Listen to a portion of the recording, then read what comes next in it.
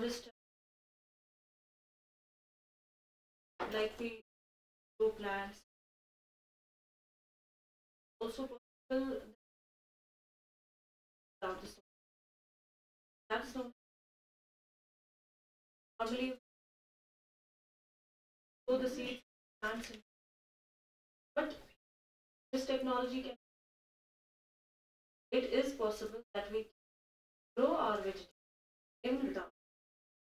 How, look how is it? Ever wondering how a plant grows without the soil?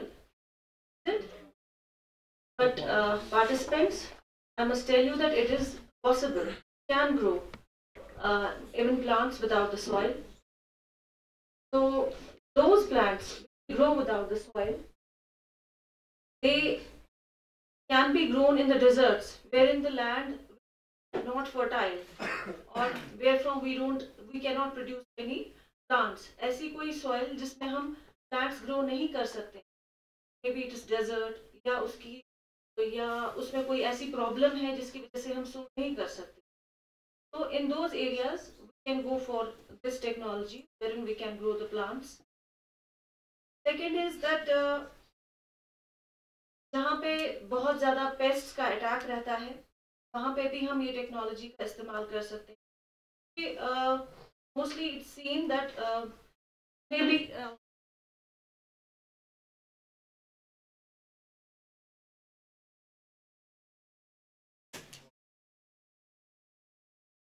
Eggs वगैरह होते वो mostly larva. तो अगर हम सॉइल को ही कर रहे हैं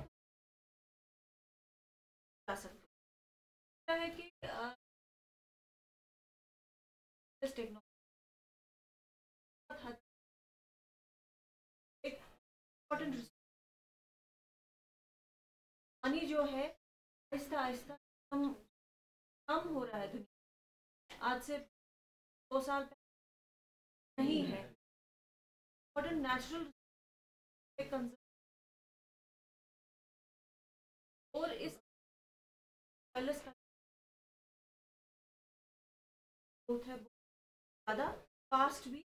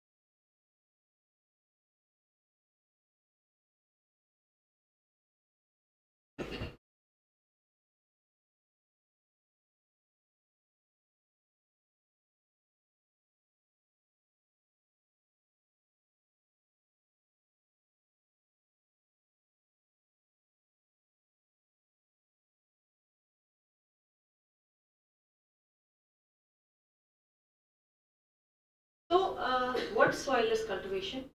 एक advanced method है. This is an advanced method for going for the cultivation of different crops. जहाँ पे हम soil को इस्तेमाल नहीं करते हैं. Either we grow the plants from the water, या तो हम पानी में उगाते हैं या तो किसी मीडिया में उगाते हैं. मीडिया मतलब जिसमें प्लांट खड़ा रह सकता है. जैसे कि सॉइल जो है प्लांट के लिए क्या होता है, ये एक मीडिया होता है, मीडियम होता है जिसमें जो कि इसको पानी देता है, न्यूट्रिएंट्स देता है और उसको खड़ा रहने में भी मदद करता है. तो similarly we don't use soil, we are using some other media for providing the support to the plants. और ऐसे बहुत सारे मीडिया मार्केट में अवेलेबल है. Like we have perlite, we have vermiculite, we have coco peat, we have some clay and wood fibers as well. अब आप लोगों ने अगर शायद फर्स्ट टाइम सुना है, किसी ने फर्स्ट टाइम ही सुना होगा कि हम सॉइल के बगैर भी प्लांट्स ग्रो कर सकते हैं. ये तो है, टेक्नोलॉजी इज लेटेस्ट, बट ऐसा भी नहीं है कि ये एकदम से लोगों को ख्याल आए कि सॉइललेस प्लांट्स, साइंटिस्ट को ख्याल आया कि चलो विदाउट सॉइल भी देखते हैं कैसे ग्रो होता है प्लांट. ठीक है ना. इसका एक हिस्टोरिकल बैकग्राउंड भी है. अगर आप देखेंगे कि सबसे पहली बुक जो सॉइललेस कल्चर पे लिखी गई है उसका नाम था सिल्वा सिल्वेरियम. ठीक है, ये फ्रांसिस बेकन ने लिखी है 1627। मतलब सोचो आज से कितने 100 साल पहले इस साइंटिस्ट को ख्याल आया कि हम प्लांट्स को विदाउट सॉइल भी उगा सकते हैं। देन द वर्ड हाइड्रोपोनिक्स, जो मतलब है हाइड्रो मतलब वाटर एंड पोनिक्स मतलब कल्चर, मतलब वाटर कल्चर। वाटर कल्चर ये एक टर्म है जो कि फर्स्ट टाइम यूज की ग्रीकन ने 1937 में। 1937, almost 90 years back, 95 years back उसको ये आइडिया आया कि मैं पानी से ये प्लांट्स उगा सकता हूँ। सिमिलरली 1947 में, 1946 में ये जो हाइड्रोपोनिक्स कल्चर है ये इंट्रोड्यूस किया गया इंडिया में। 1946 में इंट्रोड्यूस किया गया by one scientist whose name was Charlton Douglas and he established one laboratory in Kalimpong. Kalimpong एक जगह है वेस्ट बंगाल में जहाँ पे इसने 1946 में हाइड्रोपोनिक्स की एक लेबोरेटरी को एस्टैब्लिश किया। ठीक है, हमें तो नया नया लगता है but it's history dates back even as 500 years old. So another technology in this soilless cultivation is nutrient film technique, जो कि एलन कूपर ने दी है 1960 में। उसने समझाया कि न्यूट्रिएंट फिल्म टेक्निक से भी हम प्लांट्स ग्रो कर सकते हैं। And similarly Jensen and Collins, इन्होंने एरोपोनिक्स डेवलप किया। एरोपोनिक्स होता है, एयर होता है हवा, एंड पोनिक्स इज कल्चर, हवा का कल्चर, हवा में प्लांट्स उग रहे हैं। ठीक है, तो इसने ये शुरू किया कहां से? 1985 में। अगर आप देखेंगे जो सॉइललेस कल्टीवेशन टेक्निक्स है ये बहुत ही सोफिस्टिकेटेड मतलब लाइक हमारे लिए वेजिटेबल्स कौन ग्रो कर रहा है? फार्मर ग्रो कर रहा है, and we don't treat him as sophisticated person, है ना। हमें लगता है बेचारा किसान है ना, उसकी माली हालत भी बुरी का मतलब सारा सिस्टम भी वैसा लगता है कि हमें वो सोफिस्टिकेटेड काम नहीं लगता है। बट अगर आप सॉइललेस से प्लांट्स ग्रो करेंगे, ये एक बहुत ही डेलिकेट और सोफिस्टिकेटेड टेक्नोलॉजी है जहाँ पे आपका जो है ये बहुत ही ज़्यादा एफिशिएंट है और एफिशिएंटली वर्क करता है, और आप इसमें पानी को बहुत ही हद तक कंजर्व करते हैं, और ये एक इको फ्रेंडली टेक्नोलॉजी भी है। ठीक है ना, मोस्टली ये समझो लाइक ना आपको मिट्टी खोदनी है, ना आपको वैसा करना है कि जो मिट्टी के साथ हमें करना है। सिंपली एक सेटअप देना है, समझो ग्रीन हाउस का, जहाँ पे कि मीडिया है और जो जो सिस्टम इसमें लगता है वो हम आगे देखेंगे क्या क्या लगता है। तो वो वैसे आपको देख के अंदाजा होगा कि ये टेक्नोलॉजी कितनी ज्यादा सोफिस्टिकेटेड है।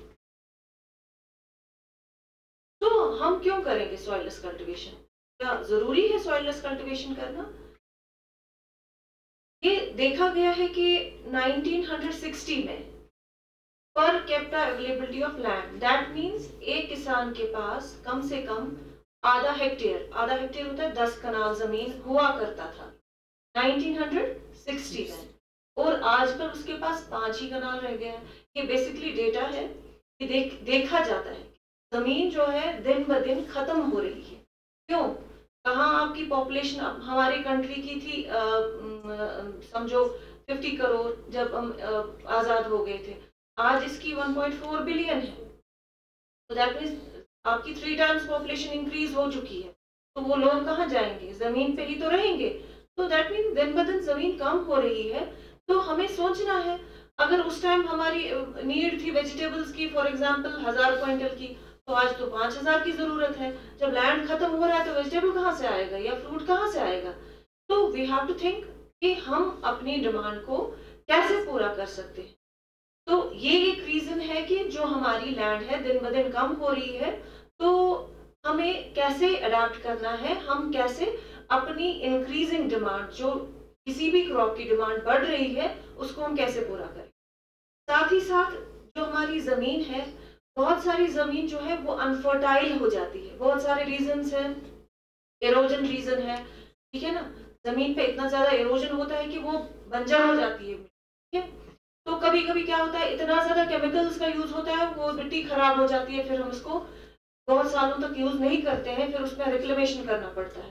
कुछ मिट्टी जो है सलाइन होती है, मतलब उसमें सॉल्ट बहुत ज़्यादा होता है, कुछ एसिडिक होती है, तो वहाँ पे प्लांट्स का ग्रो करना बहुत मुश्किल होता है। तो ये भी एक रीज़न है। तो ये तो कोई मतलब आपके पास this can not be the argument कि मेरे पास मिट्टी उपजाऊ नहीं है so we can not grow plants. We have to think beyond कि हम अपनी डिमांड्स को कैसे पूरा करें। साथ ही साथ अगर आप देखेंगे क्लाइमेट चेंज बहुत हो रहा है, जिसकी वजह से हमारी प्रोडक्शन और प्रोडक्टिविटी में बहुत ज़्यादा फर्क पड़ता है। कभी कभी यूं भी होता है कि हमारी क्रॉप्स टुगेदर वो डिस्ट्रॉय हो जाती है। अगर आप लोगों ने देखा होगा जो कि वेजिटेबल्स के साथ जो भी वाबस्ता है, जो खुद करते हैं, उन्होंने इस साल एक्सपीरियंस किया होगा कि जो भी वेजिटेबल्स थे उनमें बहुत यील्ड कम आया, ठीक है ना, क्योंकि टेम्परेचर इतना ज़्यादा हाई रहा। और अगर आपके पास पानी की फैसिलिटी नहीं है, इरिगेशन नहीं है, तो वो ग्रो अच्छे से नहीं हो पाते हैं। और ये भी आप लोगों को पता है कि इस साल टोमेटो में कितनी प्रॉब्लम हुई, ठीक है ना। टोमेटो जहाँ जहाँ जिन जिन एरिया से वो सप्लाई होता था ना, वहाँ पे कुछ इन्फेस्टेशन हुआ, जिसकी वजह से टोमेटो टोटली डिवास्टेट हो गया। और जो 50 रुपए किलो बिकता था वो 200 रुपए किलो बिकने लगा। तो इस साल जितने भी कंज्यूमर्स थे परेशान थे, टमाटर को क्या हो गया, 200 रुपए किलो बिक रहा है।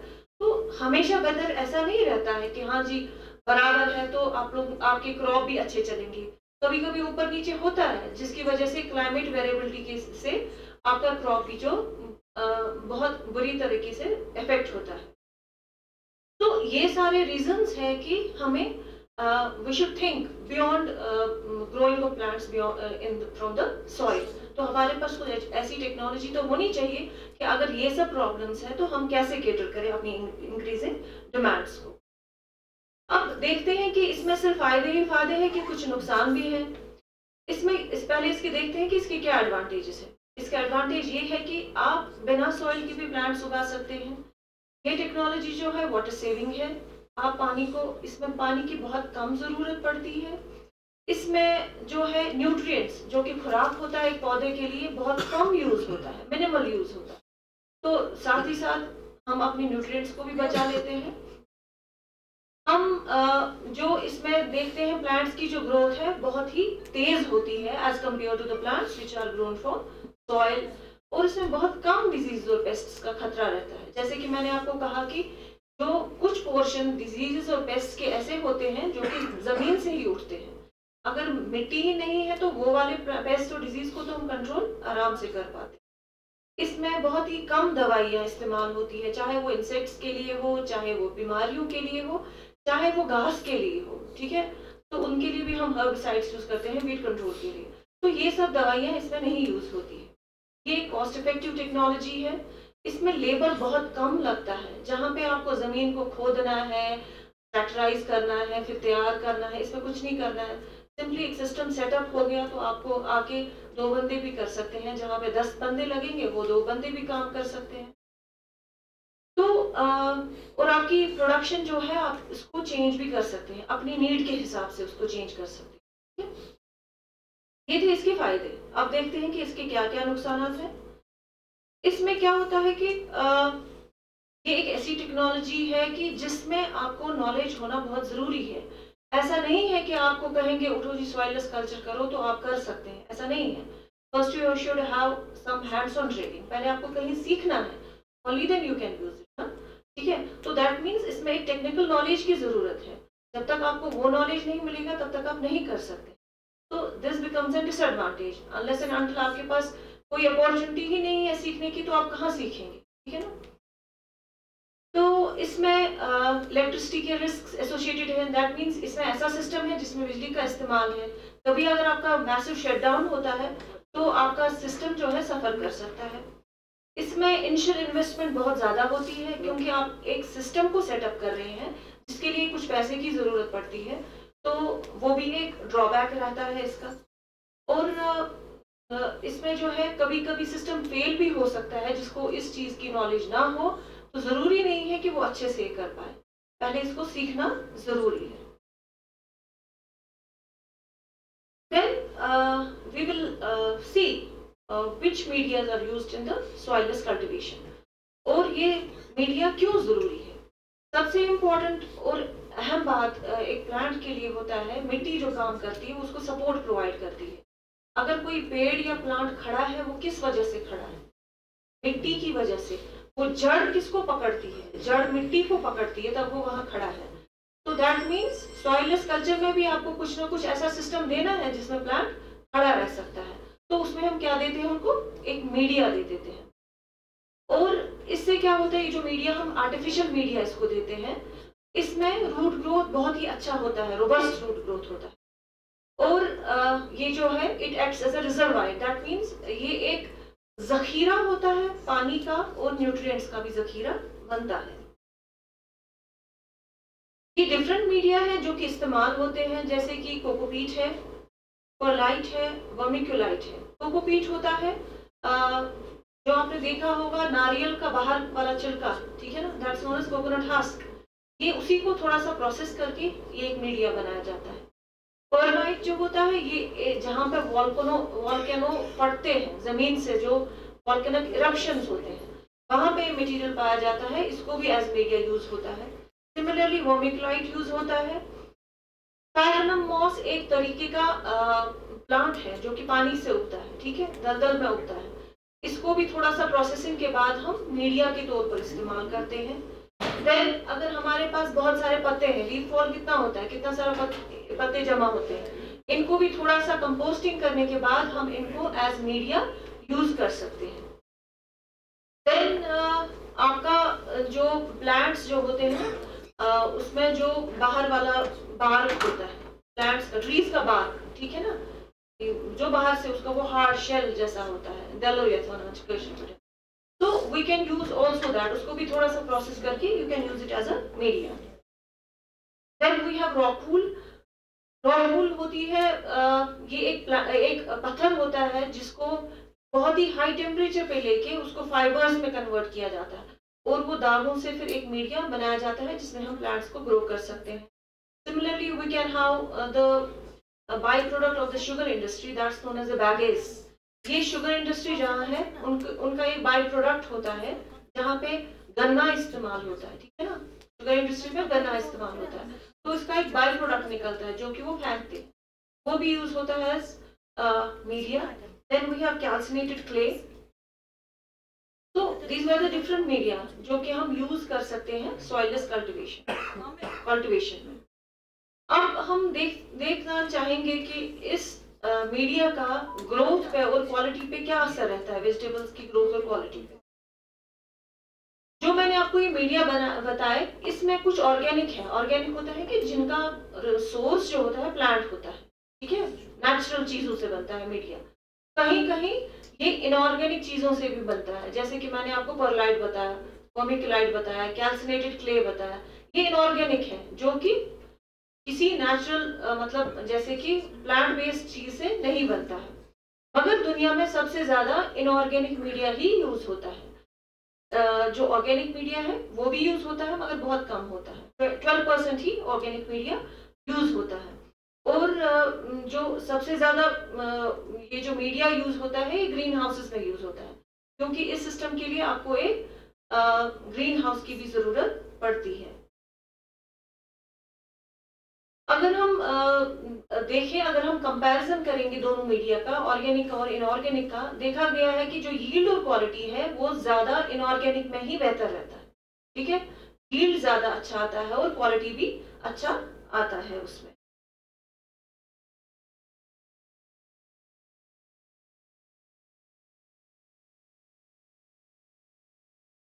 ये कुछ वेजिटेबल्स हैं जो कि हम ग्रो कर सकते हैं सॉइललेस कल्टीवेशन में। लेट्यूस नाम सुना है, दिस इज सैलेड क्रॉप, ठीक है, ये आराम से उगता है सॉइललेस कल्टीवेशन में। स्पिनच पालक होती है, केल साग होता है, टोमेटो उगता है, क्यूकम्बर उगता है, कैप्सिकम भी उगता है, ठीक है। स्विस चार्ड ये एक दूसरे किस्म की पालक है, ये भी उगता है, रेडिश भी उगता है, बीन्स भी उगते हैं, ऑलमोस्ट हर कोई वेजिटेबल इसमें उग सकता है।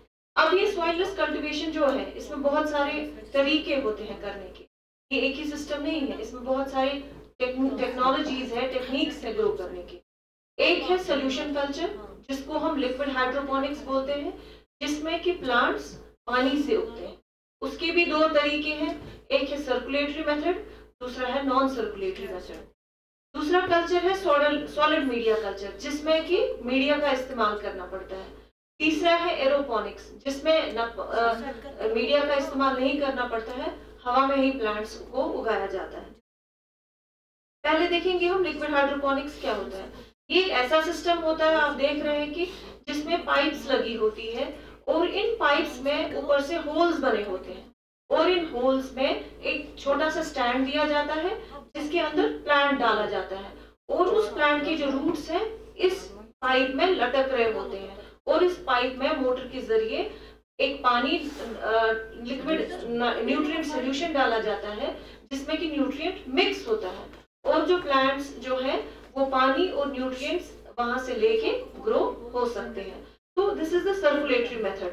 सर्कुलेटरी मेथड क्या होता है, जहां पे वो जो लिक्विड सॉल्यूशन आप इनको देते हैं वो उनका खुराक होता है, उसमें पानी भी होता है, उसमें न्यूट्रिएंट्स भी होता है, उसको हम बार बार रिपीट करते हैं, बार बार चलाते हैं। मतलब ये एक पाइप का नेटवर्क होता है जो कि मोटर से हर पाइप में ये पानी चला जाता है, वापस बाद में ये टंकी में जमा होता है, फिर से सर्कुलेट होता है। तो ऐसे ही ये सर्कुलेशन में ये मीडिया रहता है, तो इसको हम बोलते हैं सर्कुलेटरी मेथड।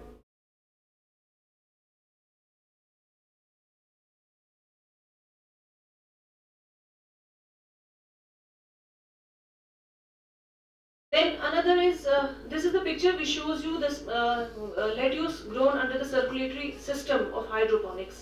ये एक पिक्चर है जहाँ पे आपको अंदाजा होगा कि ये कैसा बनाया जाता है। ये पाइप्स जो है टायर्स में लगी होती है, ठीक है ना, एक नेटवर्क होता है पाइप्स का जिसमें सोल्यूशन रन किया जाता है और ये सोल्यूशन सर्कुलेट होता रहता है पूरा, मतलब continuously it's circulating there. Then another is nutrient film technique. Nutrient film technique में क्या होता है, ये एक स्ट्रक्चर सा बनाया जाता है पाइप का ही, है? उसमें प्लांट्स जो है स्टैंड्स में खड़े होते हैं जैसा कि आप पिक्चर में देखते हैं और इसमें एक thin film of water run किया जाता है, न्यूट्रिएंट वाटर, ठीक है, न्यूट्रिएंट सॉल्यूशन रन किया जाता है। तो कुछ रूट्स उसको टच करते हैं न्यूट्रिएंट को, कुछ रूट्स हवा में होते हैं, ठीक है। तो दैट मीन्स एक थिन फिल्म इसमें वाटर की चल रही होती है। प्लांट के लिए न्यूट्रिएंट इंपॉर्टेंट है, वाटर इंपॉर्टेंट है और एयर भी उतना ही ज्यादा इंपॉर्टेंट है। जो रूट्स पानी को टच कर रहे हैं वहां से वो पानी और न्यूट्रिएंट्स लेते हैं, जो हवा में रूट्स हैं वो वहां से हवा लेते हैं, क्योंकि अगर आपको एयर नहीं होगा ना प्लांट को वो ग्रो नहीं हो सकता है, ठीक है। तो इसमें एक बिल्कुल हल्की सी थिन फिल्म सी पानी जो है मोटर के जरिए सर्कुलेट की जाती है, ऐसे जैसे कि आप पिक्चर में देख सकते हैं। तो इसमें भी मोटर लगा होता है और ये पानी मोटर के जरिए सर्कुलेट होता है इन पाइप्स में। दूसरा है deep flow technique. Deep flow technique और न्यूट्रिएंट फिल्म टेक्निक बिल्कुल सेम है, बट उसमें ये फर्क है कि डीप फ्लो में आपका जो पानी है लेवल ज्यादा रहता है ताकि आपके रूट्स जो है वो सबमर्ज्ड रहते हैं उस न्यूट्रिएंट सॉल्यूशन में, उसमें रूट्स पूरे एब्जॉर्ब होते हैं, डीप इसमें पानी में पूरे मतलब डूबे हुए होते हैं। मगर इसका एयर जो है हम आर्टिफिशियल एयर सर्कुलेशन इसमें होता है, क्योंकि एयर भी उतना ही इम्पोर्टेंट है जितना कि वाटर और न्यूट्रिएंट्स होते हैं। तो इसमें हम आर्टिफिशियली एयर इसमें डाल देते हैं किसी पंप से, ताकि ये एयर भी इस पानी के साथ मिक्स होकर रूट्स तक पहुंच जाए। This is the picture wherein you can see that these seedlings have been grown by the system of deep flow technique. दूसरा है नॉन सर्कुलेटरी सिस्टम।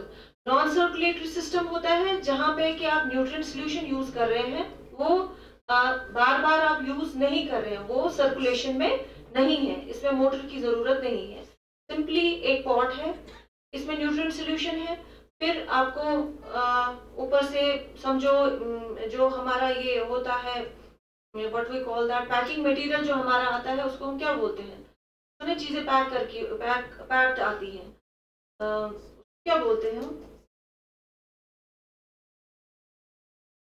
तो बेसिकली एक कंटेनर के ऊपर एक स्टैंड सा रखा जाता है, उसमें प्लांट्स डुबोए जाते हैं, ठीक है।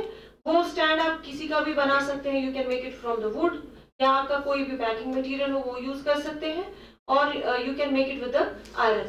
तो जो प्लांट है उसका रूट जो है इसी पानी में डिप होता है, मगर ये पानी सर्कुलेशन में नहीं है, ठीक है, सर्कुलेशन में नहीं है। ये एक बार ही इस कंटेनर में रखा गया है और इसमें प्लांट्स लगाए जाते हैं और प्लांट्स ग्रो होते हैं। उसको हम कहते हैं स्टायरोफोम। स्टायरोफोम देखा है ना, वो फोम जिसमें चीजों की पैकिंग जिससे होती है, जिनको हम दूर दूर बेचते हैं ताकि वो चीजें सेफ रहे। अगर हम कुछ ऑर्डर करते हैं घर में, वो पैकिंग मटेरियल में आते हैं ना, कोई इलेक्ट्रॉनिक आइटम हो तो वो स्टायरोफोम में आते हैं, ठीक है, ताकि ड्यूरिंग ट्रांसपोर्टेशन उनको कोई नुकसान ना हो। वो स्टायरोफोम भी हम यूज कर सकते हैं। उसको इजी है काटना, उसको काटेंगे हम, एक कंटेनर के ऊपर रखेंगे, उसको छेद बनाएंगे, उधर कुछ नेट पॉट्स रखे, उसमें प्लांट्स रखेंगे, नीचे उसमें पानी होगा। घर में भी कर सकते हैं आराम से, ठीक है, क्योंकि इसमें मोटर वगैरह नहीं लगता है। Then another is capillary action technique. इसमें क्या करते हैं, एक कंटेनर है जिसमें थोड़ा सा हम मीडिया रखते हैं, उसके अंदर जो मैंने मीडिया बताया वो मीडिया हम रखते हैं, उसके अंदर प्लांट रखते हैं। फिर ये कंटेनर जो है उसके बेस में कुछ छेद बनाए जाते हैं और उसको हम रखते हैं एक ट्रक में जिसमें कि सोल्यूशन होता है। बाहर से आप देख रहे हैं कि एक छोटा सा कंटेनर है जिसमें पानी है, ये न्यूट्रिएंट है, और इस कंटेनर को हम उसमें रखते हैं। ये बेसिकली क्या होता है कि जो मीडिया है उसमें कैपिलरी एक्शन से ये पानी चला जाता है, मतलब वो जज्ब करता है, उस पानी को जज्ब करता है न्यूट्रिएंट्स के साथ और वो प्लांट्स तक पहुंच जाता है। तो इसको हम कहते हैं कैपिलरी एक्शन टेक्निक, जो कि न्यूट्रिएंट्स और पानी प्लांट को कहां से मिल रहा है, by means of capillary action. Then solid media culture, जिसमें बहुत सारी टेक्निक्स है ग्रो करने के। First is hanging bag technique. आप देख सकते हैं कि इसमें एक बैग है जो लटक रहा है। ये बैग लगभग 1 मीटर लंबा है और उसमें बहुत सारे छेद किए गए हैं। इसके अंदर मीडिया भरा है और फिर आप देख सकते हैं कि इसमें कितने सारे प्लांट्स ग्रो होते हैं। This system is good for growing the leafy vegetables, जैसे आपका पालक है, लेट्यूस है, देन यू हैव मेथी, ठीक है ना, तो ये चीजें हम इसमें आराम से उगा सकते हैं। ये बैग्स लटक रहे होते हैं और इनमें ओपनिंग्स बनाई जाती है, बीच में इसमें मीडिया भरा जाता है और फिर प्लांट्स आराम से ग्रो हो सकते हैं। And we can hang them anywhere, जहां भी एक सपोर्ट सिस्टम हो वहां पे इनको लटका के ग्रो कर सकते हैं। Another is grow bag technique.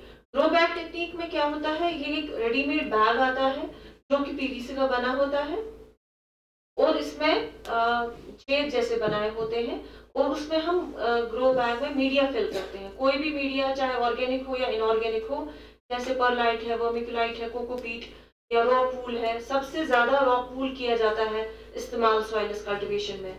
तो कोकोपीट भी बहुत ही इकोनॉमिकल है, सस्ता है बाकी मीडिया से, वो भी बहुत यूज होता है। इनमें वो हम भरते हैं, बाद में इन होल्स में हम प्लांट्स को ट्रांसप्लांट करते हैं या सीड डालते हैं जहाँ पे वो की इफेक्टिवली ग्रो हो सकते हैं। मगर इस सिस्टम में हमें एक ड्रिप इरिगेशन सिस्टम की जरूरत पड़ती है, क्योंकि इसमें पानी जो है वैसे नहीं आता है जैसे कि मोटर के जरिए पाइप से आता है। इसमें एक ड्रिप लगाना है। ड्रिप होता है वो भी एक पाइप्स का नेटवर्क होता है, जहाँ पे कि एक एक ड्रिपर हर पॉट के अंदर रहता है, जो कि उसको पानी देता है और न्यूट्रिएंट देता है drop by drop. Here you can show that the capsicums and the melons have been grown using the grow bag technique. ये सब इस artificial media में grow हुए हैं plants.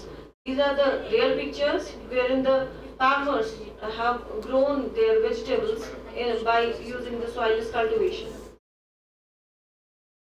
Then another is trench or trough technique. इसमें हमें क्या करना है, हम एक कंक्रीट बेस देते हैं और चाहे वो ब्रिक्स का हो या सीमेंट का हो, उसमें हम मीडिया फिल करते हैं। इन ट्रफ्स में हम मीडिया फिल करते हैं नीचे, और इसके बेस में एक ड्रेन पाइप होती है। As you can see in the picture, ये एक कंक्रीट सिस्टम होता है जिसके अंदर मीडिया हम फिल करते हैं, नीचे हम ड्रेन पाइप देते हैं और ऊपर से हम by means of drippers we give the water and the nutrients. और जब ड्रिपर्स चलते हैं प्लांट्स को न्यूट्रिएंट मिलते हैं और जो एक्सेस न्यूट्रिएंट या वाटर होता है that gets collected from the pipe, उसको हम वापस पाइप से कलेक्ट करके रीयूज कर सकते हैं। These are the strawberries which have been grown by means of trench technique. Another is the pot technique. Pot technique जो हम मोस्टली घरों में भी करते हैं, हमारे पास गमले होते हैं तो गमलों में हम अक्सर फूल वगैरह लगाते हैं। तो हमें क्या करना है, गमलों में हमें मीडिया भरना है, जो भी आर्टिफिशियल मीडिया होगा उसमें भरना है, और उसको बेस पे कुछ ड्रेन होल्स रखनी है, थोड़े से छेद रखने हैं, ताकि जब भी हम कोई न्यूट्रिएंट इसमें डालें या पानी डालें, एक्सेस उसका जो है वो ड्रेन आउट हो जाना चाहिए। Then another technology is the aeroponics. Aeroponics में क्या होता है, इसमें हम क्रॉप्स को उगाते हैं जो कि बिल्कुल ही एयर में सस्पेंड होते हैं। क्या किया जाता है कि अगर एक ग्रीन हाउस है, उसको एक फ्रेम नेटवर्क, एक फ्रेम सा बनाया जाता है टॉप पे, और उस टॉप में हम प्लांट्स लगाते हैं, कुछ स्टैंड्स फिक्स किए जाते हैं, उसमें हम प्लांट्स रखते हैं, ठीक है। उनके जो रूट्स होते हैं वो एयर में सस्पेंड रहते हैं, मतलब लटक रहे होते हैं एयर में। फिर इसमें bye means of motor we sprinkle this nutrient solution nozzle से स्प्रे किया जाता है इस ग्रीन हाउस में। समझो ये ग्रीन हाउस है, यहाँ पे 5-10 स्प्रिंकलर्स लगे हैं, वो घूम रहे हैं, उनसे पानी निकल रहा है, वो न्यूट्रिएंट निकल रहा है। ये जो लटक रहे हैं roots, they absorb the nutrients and the water and the air as well, और उस टेक्निक से भी प्लांट्स ग्रो हो सकते हैं। This is the picture. आप देख सकते हैं कि पोटैटो ऐसे बहुत ही ज्यादा ग्रो होता है एरोपोनिक्स में। ये ऊपर देखेंगे आप, फ्रेम है, फ्रेम के ऊपर इसके पत्ते वगैरह हैं जो कि यहाँ नहीं दिख रहे हैं, इनके रूट्स है। पोटैटो जो है जमीन के अंदर उगता है ना, रूट्स पे उगता है, वो तो ऊपर टमाटर की तरह नहीं उगता है। तो उसमें हम क्या कर सकते हैं कि नीचे से नोजल से स्प्रे होता है न्यूट्रिएंट सोल्यूशन, तो आप देख सकते हैं कि ये आराम से उग जाता है फिर पोटैटो। और दूसरा क्रॉप जो है, this is the radish, that can be grown by using this aeroponics technology. तीसरा है एक्वापोनिक्स। एक्वापोनिक्स होता है, aqua means water and ponics means culture. ये भी एक वाटर कल्चर है, जिसमें हम क्या करते हैं, इसके दो बेनिफिट्स हैं। एक तो हम प्लांट्स भी उगाते हैं, दूसरा हम इसमें फिश भी ये करते हैं, मल्टीप्लाई करते हैं। तो दैट मीन्स जो फार्मर एक्वापोनिक्स करेगा वो तो फिश भी ग्रो करेगा और वेजिटेबल्स भी ग्रो कर सकता है। इसमें जो हम न्यूट्रिएंट्स बाजार से खरीद के लाते हैं, फिर इस हाइड्रोपोनिक सिस्टम में या मीडिया सिस्टम में यूज करते हैं, इसमें हमें वो खरीद के नहीं लाना है। सिंपली हमें क्या करना है, एक छोटा तालाब बनाना है, उसमें फिश कल्चर डालना है, फिश का सीड डालना है, तो फिश ग्रो हो जाएगी। जो फिश का फीकल मैटर है, मतलब जो उसका एक्सक्रीटा है, वो पानी में मिक्स होता है। एक्सक्रीटा क्या होता है, एक किस्म का खाद ही होता है, ठीक है, वो पानी में मिक्स होता है। यही पानी पाइप्स के जरिए किसमें जाता है, प्लांट्स के पास, और प्लांट इसी न्यूट्रिएंट और पानी से उगता है। तो इसमें डबल बेनिफिट होता है, we can harvest the fish as well as the vegetables, this is known as aquaponics. इस पिक्चर में आप देख सकते हैं कि इन्होंने ट्रेज में, नीचे फिशेस हैं, ऊपर ट्रेज है। ये रेडीमेड ट्रेज होती है, बाजार में मिलती है, समझो 50-60 रुपए की एक ट्रे होती है, we call them pro trays, ठीक है, प्रो ट्रेज। इसके अंदर हम इसको कप से होते हैं, उसमें हम मीडिया भरते हैं, नीचे होल्स होते हैं, ये पानी में आराम से फ्लोट करेगा क्योंकि प्लास्टिक का है, ठीक है, हल्का होता है बहुत। ऊपर से हमने सीड डाल दिया, वो ग्रो हो रहा है। पानी कहाँ से आ रहा है, नीचे तालाब का पानी ले रहा है, वो न्यूट्रिएंट्स भी ले रहा है, और ये आराम से ग्रो हो सकता है। अब we will see what the difference between the media system and the nutrient system. जहाँ पे मीडिया से प्लांट्स ग्रो हो रहे हैं या जहाँ से न्यूट्रिएंट्स में, पानी से, ठीक है ना, जहाँ पे हमने न्यूट्रिएंट फिल्म टेक्निक देखा, डीप फ्लो टेक्निक देखा, उसमें पानी का ही इस्तेमाल होता था ना। दूसरा हमने देखा बैग कल्चर, जहाँ पे मीडिया इस्तेमाल होता है। दोनों में कितना फर्क है इरिगेशन में, इरिगेशन की यूजेज में, फर्टिलाइजर में कितना सेव होता है, ठीक है ना। देखा गया है कि जो पानी से प्लांट्स उगते हैं उनमें इरिगेशन ज्यादा से, वाटर ज्यादा सेव होता है, उनमें फर्टिलाइजर भी ज्यादा सेव होता है। प्रोडक्टिविटी, दैट मीन्स प्रोडक्शन ज्यादा पर यूनिट एरिया जो है ज्यादा बढ़ती है as compare to media culture, और वाटर प्रोडक्टिविटी भी उसी में ज्यादा होती है, ठीक है। दैट मीन्स मीडिया से ज्यादा बेनिफिशियल कौन है, जहाँ पे वाटर इस्तेमाल होता है। ये कुछ क्रॉप्स को कंपेयर किया गया है सॉइल और हाइड्रोपोनिक्स में। ये बस इसलिए है कि आपको समझ आए कि कितना फायदेमंद होता है, ठीक है ना। अगर आप लेट्यूस ग्रो कर रहे हैं, तो अगर आप एक एकड़ से 10 टन निकालते हैं, एकड़ होता है 8 कनाल, 1 एकड़ से आप 10 टन निकालते हैं। सिमिलरली 1 एकड़ पे अगर आप हाइड्रोपोनिक्स में लेट्यूस ग्रो करते हैं ना तो 400 टन, तो कितने टाइम्स इंक्रीज हुआ यील्ड? 40 टाइम्स, 40 गुना यील्ड बढ़ गई। तो आप सोच सकते हैं कि इस टेक्नोलॉजी से हमारी प्रोडक्शन कितनी बढ़ती है।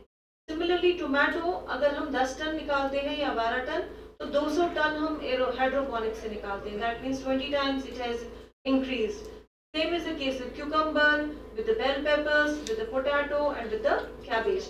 कहने का मतलब है कि हमारी प्रोडक्शन जो है it can get increased 10 times, 20 times and even 40 times as well. अब हम देखेंगे कि ये तो प्रोडक्शन पे असर होता है, इनकम पे, बेनिफिट कॉस्ट रेशो पे क्या असर पड़ता है? जाहिर सी बात है, जहाँ प्रोडक्शन ज्यादा है बेनिफिट कॉस्ट रेशो वहीं पर अच्छा होगा। जहाँ पे 10 टन मिल रहा है, जहाँ 40 टन मिल रहा है, पैसा कहाँ ज्यादा आएगा? 40 टन में, है ना। तो इकोनॉमिकली भी ज्यादा वायबल वही टेक्नोलॉजी है जहाँ पे आपका यील्ड ज्यादा आता है। दैट मीन्स इकोनॉमिक्स पे भी अगर हम इकोनॉमिकली, फाइनली तो हर किसी ग्रोवर को क्या चाहिए? पैसा ही चाहिए ना। अगर वो मेहनत कर रहा है तो व्हाट्स द आउटपुट, उसका कितना बेनिफिट कॉस्ट रेशो क्या होता है? कॉस्ट होता है कि मैंने कितना इस पे खर्चा है, और बेनिफिट होता है मैंने उससे कितना एक्सट्रैक्ट किया, कितना मुझे फायदा हुआ। तो बेनिफिट कॉस्ट रेशो जो है हाइड्रोपोनिक सिस्टम का ज्यादा है as compare to the soil system.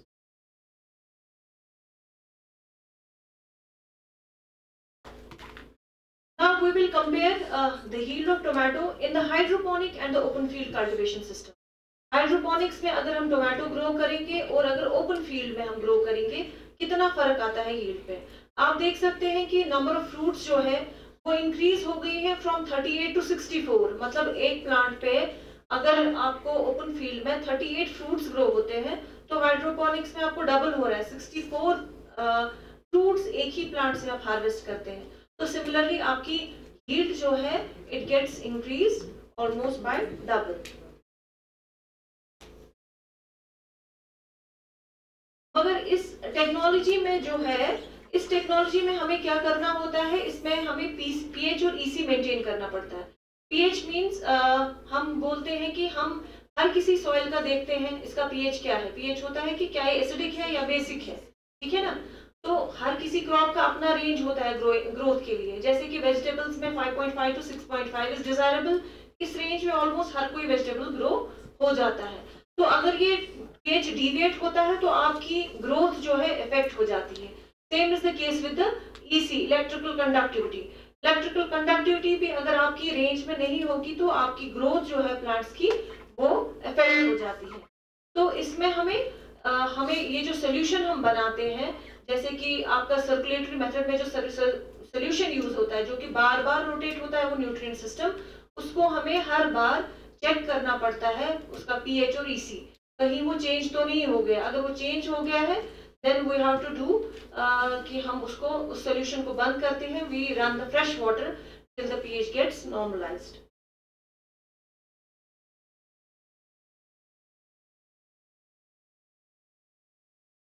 This is the video, this is the growing, in France they have grown the strawberry in this nutrient film technique. आप देख सकते हैं कि कितना बड़ा फार्म है और इन्होंने यहाँ पे स्ट्रॉबेरीज उगाए हैं बाय एनएफटी टेक्नोलॉजी, और कितना नीट एंड क्लीन है ना।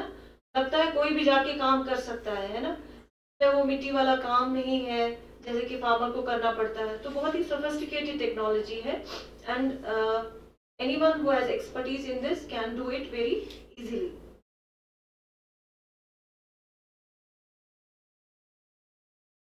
मगर कुछ प्रॉब्लम्स होती हैं जिसकी वजह से हाइड्रोपोनिक्स उतना ज्यादा एक्सेप्टेंस में नहीं है। ऐसा क्या है, क्या प्रॉब्लम्स आती हैं कि हाइड्रोपोनिक्स उतना ज्यादा पॉपुलर नहीं है लोगों में, ठीक है। एक तो इसका इनिशियल कॉस्ट है, मतलब इसमें कॉस्ट ऑफ जो हम पहले यूज करते हैं एक सिस्टम को सेट करने के लिए वो ज्यादा है as compare to the normal growing system. और लोगों में अवेयरनेस नहीं है, दे आर नॉट अवेयर कि ऐसी टेक्नोलॉजी भी है। It's also possible to grow the plants even without the soil. तो ज्यादा से ज्यादा अवेयरनेस करने की जरूरत है कि लोगों को पता चल जाए ताकि उनमें शौक पैदा हो, वो जाके कहीं ट्रेनिंग करें, वो सीखे कि हम भी करें ऐसे, है ना। सिमिलरली इसमें गवर्नमेंट सपोर्ट उतना नहीं है, दैट मीन्स अगर गवर्नमेंट इसमें सब्सिडाइज कुछ करे, कुछ सब्सिडी फार्मर्स को प्रोवाइड करे, so that more and more farmers get attracted to this technology. Now we will have a look कि इंडिया में कहाँ पे हाइड्रोपोनिक सिस्टम सेटअप है। एक तो पंजाब एग्रीकल्चर यूनिवर्सिटी में उन्होंने खुद का अपना ये सिस्टम हाइड्रोपोनिक सिस्टम सेटअप किया है। बहुत सारी यूनिवर्सिटीज ने किया है, हमारी यूनिवर्सिटी में भी है। We too are growing the vegetables in the वो जो मैंने आपको दिखाया सॉइललेस सिस्टम में ग्रो बैक टेक्निक से हम भी उगाते हैं। वैसे we grow tomato, we grow cucumber, we grow capsicum, ठीक है ना, आराम से उगता है। तो this is another centre of excellence for vegetables in Kartarpur Punjab. इन्होंने भी अपना सॉइल सिस्टम ग्रो किया है। In CPRI Shimla they have automated hydroponic system. इन्होंने इस टेक्नोलॉजी को डेवलप किया है और पेटेंट भी किया है 2008 में। Then Solan we have doctor YS Parmar university, उनका भी अपना दिस हाइड्रोपोनिक सिस्टम है setup. In Karnal, they too have the Center of Excellence for Vegetables in Haryana. In Uttarakhand, they too grow this vegetables like tomato, brinjal and capsicum using the hydroponic technology. Then the case studies. Case studies होता है कि अब हम देखेंगे कि ऐसा possible अगर है तो जो रिसर्च हुआ है उनका क्या रिजल्ट आया है। ये एक साइंटिस्ट है जिन्होंने रिसर्च किया है कि उन्होंने डिफरेंट ग्रोइंग मीडिया इस्तेमाल किए हैं अपनी कंडीशंस में और उन्होंने देखा है कि टोमेटो पे क्या असर पड़ता है। तो उन्होंने देखा है कि उनके सिस्टम में, उनके एनवायरनमेंट में कोकोपीट, वर्मिकुलाइट और सॉडस्ट ज्यादा अच्छा मीडिया के तौर पर वो ज्यादा अच्छा रिजल्ट देता है। ठीक है, कोई कोकोपीट, कहीं पे कोकोपीट का अच्छा रिजल्ट आता है, कहीं आपको वर्मिकुलाइट। अभी डिपेंड करता है कि उसकी जैसे कि उसने क्या क्या मीडिया यूज किया, उसके न्यूट्रिएंट्स कैसे थे, उनका सोर्स ऑफ न्यूट्रिएंट्स क्या था, तो ये वेरी करता है। तो इसको मिला है कि कोकोपीट और वर्मिकुलाइट और सॉडस्ट तीनों का मिक्सचर करके इसने जो मीडिया बनाया है उसको अच्छा रिजल्ट मिला है। सिमिलरली दूसरे साइंटिस्ट है, इन्होंने भी टोमेटो पे काम किया है और इनको कोकोपीट, ग्रेवल होते हैं छोटे छोटे पत्थर, बजरी जिसको हम कहते हैं, और साइलेक्स स्टोन, इन तीनों का मिक्सचर करके उसने मीडिया बनाया है और उसमें उसने प्लांट्स ग्रो किए हैं। Do you know that it's even possible to grow the plants from the in this stone culture?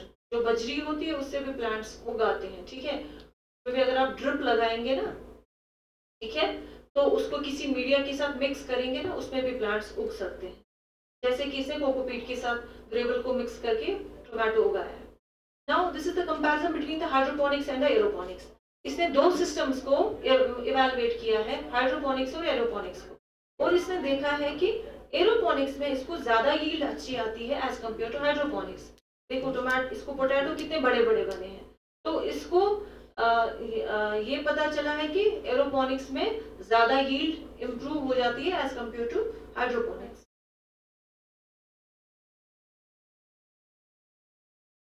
Now comes the time to see the success story in the soilless cultivation. Okay?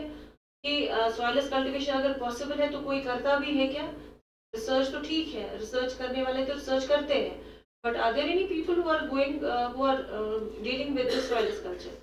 ये एक आप ही की तरह एक student थे जिन्होंने electronics and communication में engineering करने के बाद वो यूके चले गए, यूनाइटेड किंगडम चले गए मार्केटिंग में मास्टर्स करने के लिए। ठीक है, शौक था पढ़ने का तो यूके चले गए। जब वहां से आए एक मल्टीनेशनल कंपनी में जॉब मिली और वहां पे जॉब करने लगे। इसको 4-5 साल जॉब में हो गए तो उसको पता चला कि कुछ हाइड्रोपोनिक सिस्टम होता है, कहीं पे इसको उसने सुना, कहीं प्रोग्राम में, तो इसका इंटरेस्ट बढ़ गया। तो उसने सोचा कि मैं भी घर पे ट्राई करूं, तो उसने छोटा सा हाइड्रोपोनिक सिस्टम घर पे बनाया और देखा कि क्या ये पॉसिबल होता है।